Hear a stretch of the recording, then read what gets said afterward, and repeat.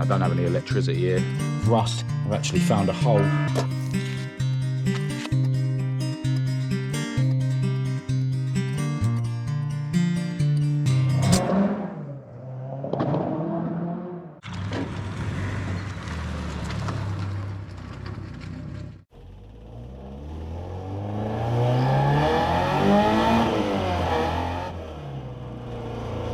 Hello and welcome to this video.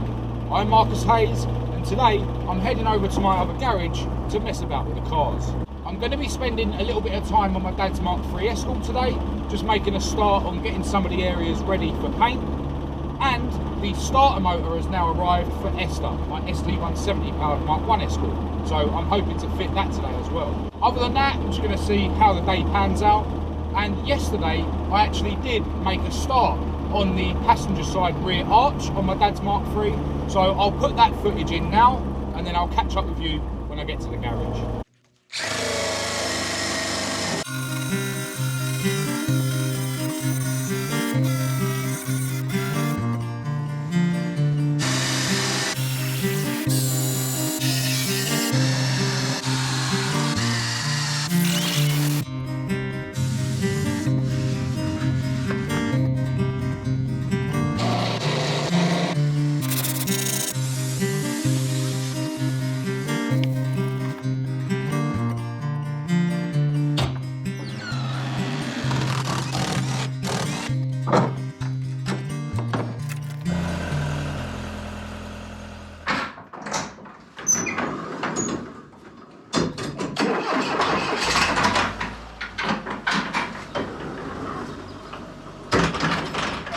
Come in.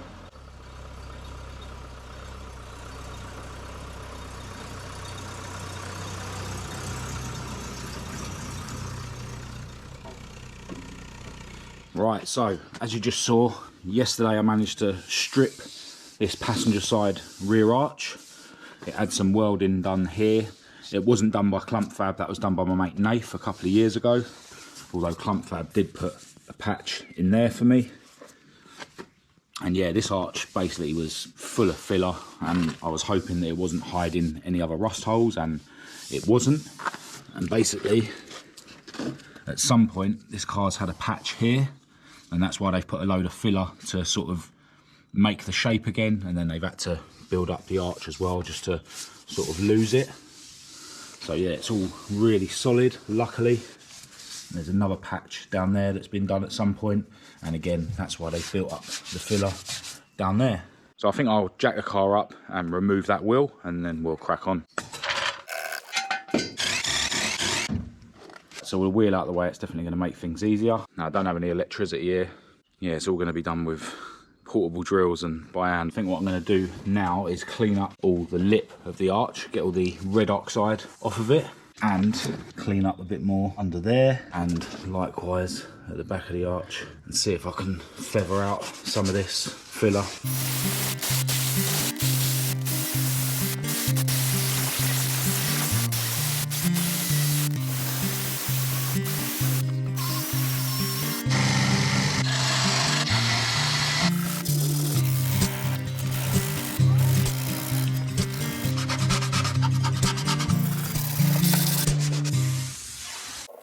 Right, let's see where we're at. First of all, I found a second plate under here, and I've had to strip the paint back a bit further than I was hoping. Little bits of pits of rust here and stuff, but I've cleaned it out as much as I can with a wire brush. Obviously got this inner lip now back to bare metal again, some pitting and stuff. This plate here, you can see actually curves around, and it was welded there. And under here, I've actually found a hole, and I've cleaned it out as best as I can. Yeah, I think what I'm going to do now is hit the whole thing with some rust treatment, and that rust converter needs to be left for a few hours before you can put any filler or primer on top of it. So I'll apply it now and then crack on with something a bit more interesting than sanding down a wheel arch.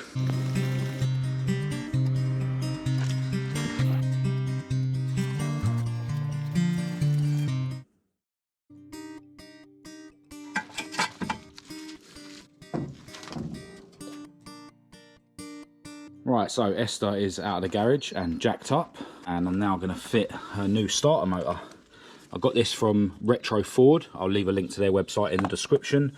Definitely not the cheapest starter motor in the world, but there's been quite a few parts that I've fitted to my cars in the past and then they fail, and every time I buy a Retro Ford stuff it seems to last. And yeah, as you can see, this is a absolutely brand new starter motor, whereas most of the ones you can buy are reconditioned. So yeah, just gonna bolt this onto the car now. It's just 3 bolts to bolt it onto the adapter plate, because obviously Esther's running a Mazda gearbox, and then you've got the 2 electrical wires to hook up, one for the battery and one for the trigger. I think I need some shorter bolts. I'm actually unable to get the socket on the hex of the top bolt. The original Escort bolts obviously had the same thread, but they only had a 14mm hex, whereas I'm using some generic 17mm hex ones. Now, one thing I have noticed is that starter motor isn't a tight fit in the hull there, which I hope isn't going to cause me issues in terms of engagement with the flywheel. Let's hope for no grinding noises. I don't want to have those issues like I had with Maud, where I start wearing out ring gears and stuff. I've got no coolant in it, so I can only run it for a sec. I think I'll take these covers off because they're not bolted down properly. Let's fire it up for the first time in quite a while.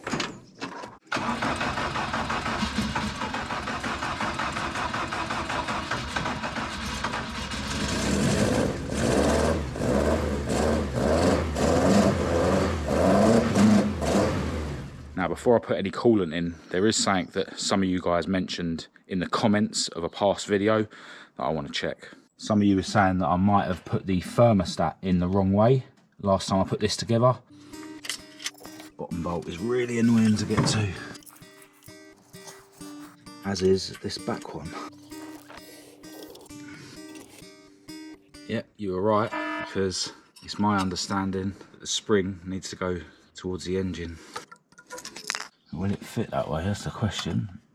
Yeah, it will. Right, glad I've rectified that mistake. Massive thanks to everyone who did point it out.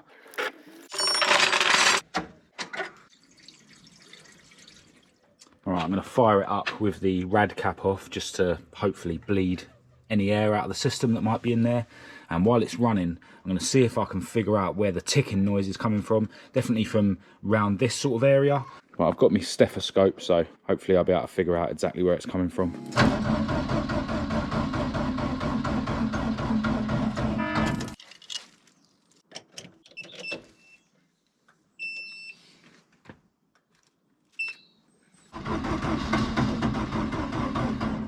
Yeah, I figured it's probably not helping that this earth wire isn't attached to the body, so I've set up this temporary wire going to the bolt that holds the radiator in. I need to rethink this because I don't want to bolt it to here. I want to hide it so it's more tidy.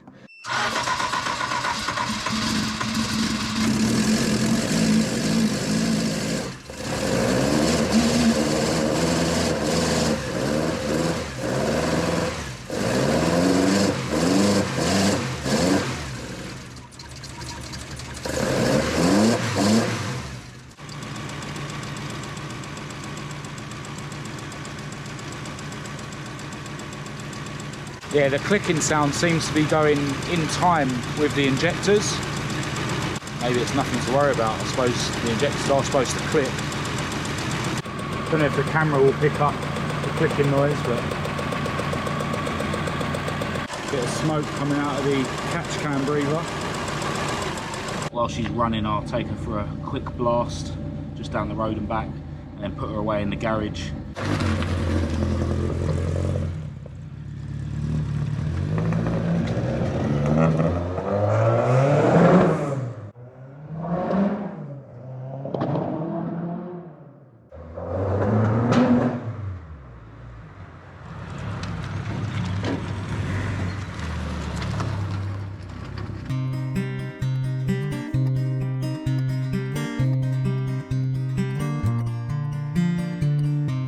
Esther feels rapid and sounds so good.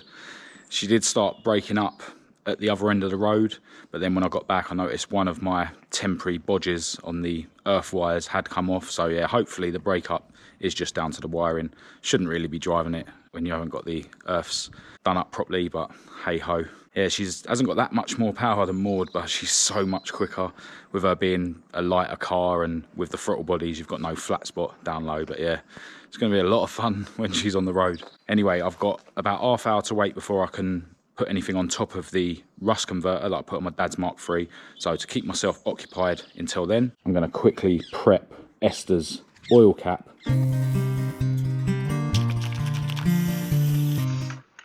Alright, we'll leave the cap stuck to Maud's roof and let the plastic primer go off. And yeah, I will be etch primering that before I go today. But for now, I'm going to crack back on with my dad's Mk3.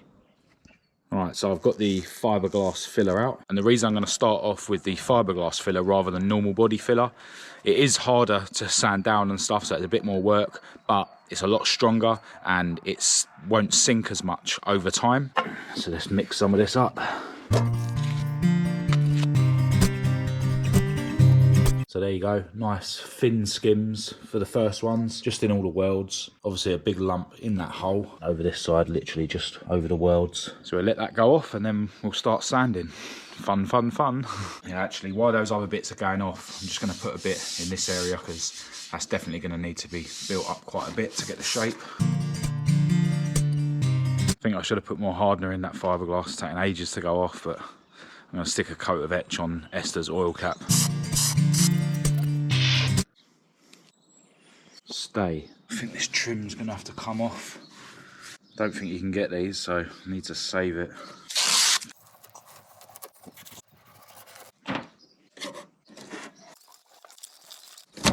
Oh, came off in one piece. I've heard that these can sort of curl up when they're in storage, when they're not attached to the car.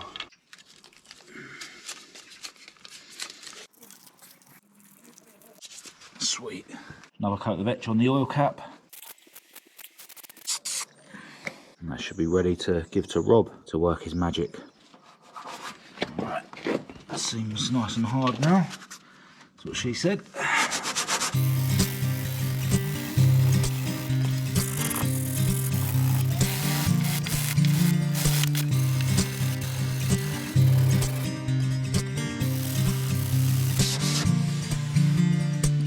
Alright, so we've got a layer of fiberglass now in sort of where the welds are. Around here we've got that hole plugged up now. And yeah, just a bit of fiberglass in where the welds are. So I'm going to let this degreaser dry off a bit and then I'm going to put another skim in. Yeah, this passenger side rear arch is going to be a lot of work. A lot of fiberglass and filler to get the shape right, but it's all good fun. I've got a feeling that these bits around this side where Chris has welded it won't need as much filler. And this side, it's only had a little piece about there. So yeah, that should be really easy to shape up as well. So yeah, that's why I've started on the passenger side rear arch, because I knew it was going to be a lot more work. I'd rather get the difficult bits out of the way first.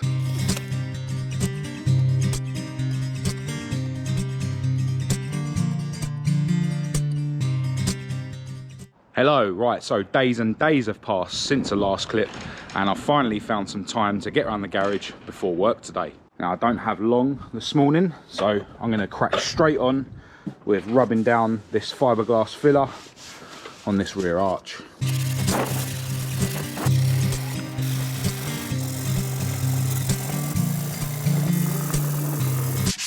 That's hard work rubbing down that fiberglass, especially when you've left it for a good few days to harden. It's definitely all starting to take shape now. Still plenty of work to be done. But yeah, I need to get myself to work now. I'm going to try and get myself round here on my break today. If not, I'll be back round here tomorrow. So I'll see you in a sec. A couple of hours have passed and I'm back. Now I've already started cleaning up this area a bit more because the rust goes a bit further back. I should have cleaned that up before, to be honest. So I'm definitely going to need to hit this with some rust converter. It actually goes right round onto this rear panel as well. I think it's going to be beneficial to just clean the bottom of the whole of the rear panel, but I want to focus on this arch for now. Now I'm fed up with rubbing down fiberglass, so the next major skim is definitely going to be normal body filler. I think that last skim I should have mixed the body filler with the fiberglass just to make it a bit easier to sand down and shape. But yeah, I've got the main build in the places where I need it now. I am just going to knock up a little bit of fiberglass and put it in some of these sort of pits. And there's a low spot up here which was high, and I tried to whack it down and I've done it too much and I'm unable to get behind it to bank back out, so I'm going to put a bit in there. And down here I found a hole which wasn't a hole before, so I know where I've been sanding down or whatever. That metal there must have been thin, or that weld.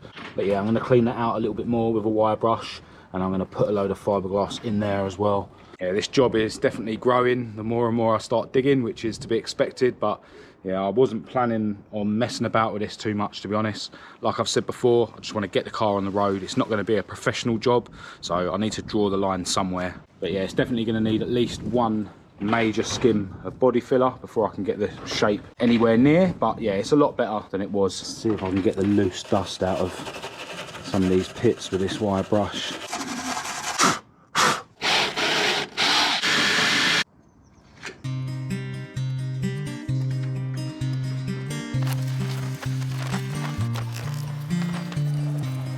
Well, that skim seemed like a bit of a nightmare, to be honest.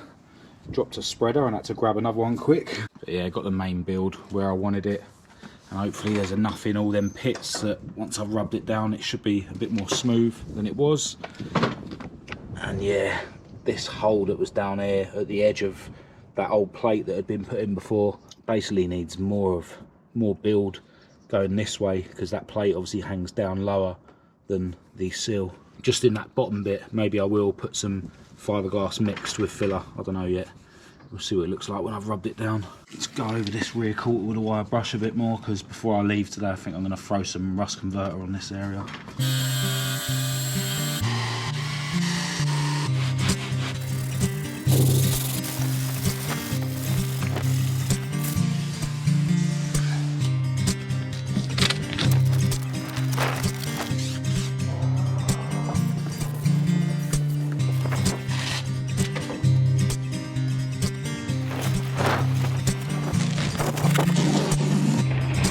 Alright, so I've just put a thin layer of primer on it because I'm not actually sure when I'm going to be able to get back on this. And I'll be sanding that primer off before I put any filler or anything on top of it. And the primer might actually help me see which bits are high and which bits are out of shape when I come to sand it. Yeah, you can see that the shape is definitely getting there. And hopefully soon I'll be able to get some paint on it. Before I do any more sanding, I'm going to try and get another one of these harder blocks, but smaller than this. I have got one somewhere, but I don't know where it is, and these are the ones I prefer to use when I'm shaping things. I like a nice hard block. But yeah, this coming weekend, I've only got a day around the garage because I'm going to visit my parents in Northampton on one of the days, and I'm going to be focusing my attention on Winston, Cat's plastic Ford Fiesta, because we're going to have another go at trying to sort out his misfiring issues.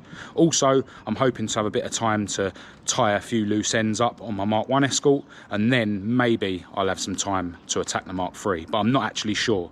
So I'm going to end this video here. If you did think it was any good, please do give it a thumbs up and a share. If you didn't, give it a thumbs down. Click subscribe to keep up to date with all my future uploads, and check the links in the description to my social media and my website. I'll also leave my email address down there for anyone who wants to contact me. But other than that, until next time, thanks for watching.